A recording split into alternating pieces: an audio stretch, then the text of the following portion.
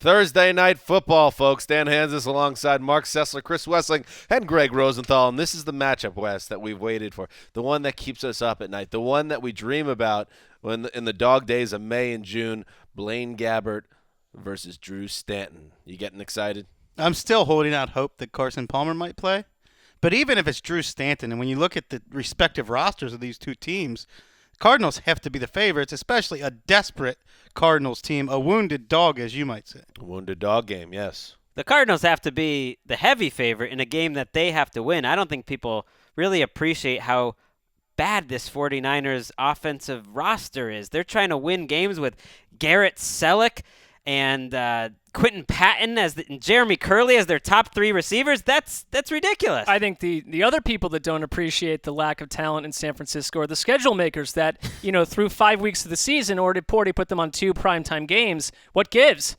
That is outrageous. But this game is low wattage for a lot of reasons, and it starts with, outside the fact that San Francisco is a little bit better at home, before last week they gave up 83 points over 2 games, and I think this is a potentially David Johnson, big day for David Johnson if you want to run through a defense that got lashed by Ezekiel Elliott last week. Well, and Greg talked about the lack of talent on offense. Their defense was driven by Navarro Bowman, who's one of the best linebackers in the league, now out for the season.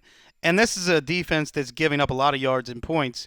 And I agree. It's a good week for David Johnson to kind of have a great game, for John Brown and Larry Fitzgerald to go wild. It's a good game for everybody on the Cardinals. Can I just say, and maybe selling the game a little bit here, not that that's our job, but please do. Maybe Carson Palmer plays, maybe he doesn't, but the Cardinals need the game either way.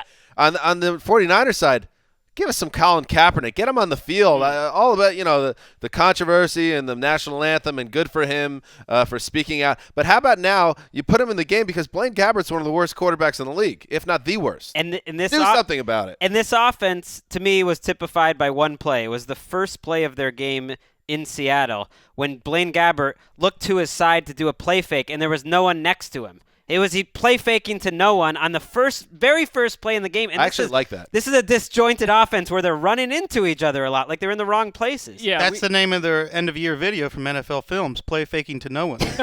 I mean, the Kaepernick thing is they're watching these guys in practice, and it was years ago when Alex Smith was replaced by Colin Kaepernick and Jim Harbaugh had weeks and weeks of practice to see this is what we can get with Kaepernick. I think Chip Kelly might see the opposite. Are we really sure that Colin Kaepernick today is that much of an upgrade over Blaine Gabbert? No, not necessarily. Let's find out. Yeah.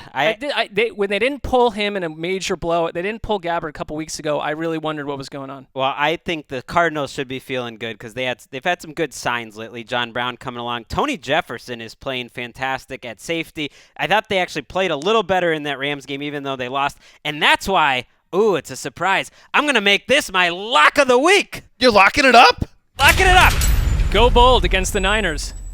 You just locked it up? I locked it up on video. Never been done before. Bad news for the Niners. Last week. Well, except for that. Yeah. Anyway. So 2 weeks in a row, not never before. Watch this game Thursday, 8:25 Eastern kickoff on NFL Network. And then right after the game, the Around the NFL podcast has our Week 5 preview that kicks off with a recap of this very game. Think about that for a second. Let it all sink in. That's it.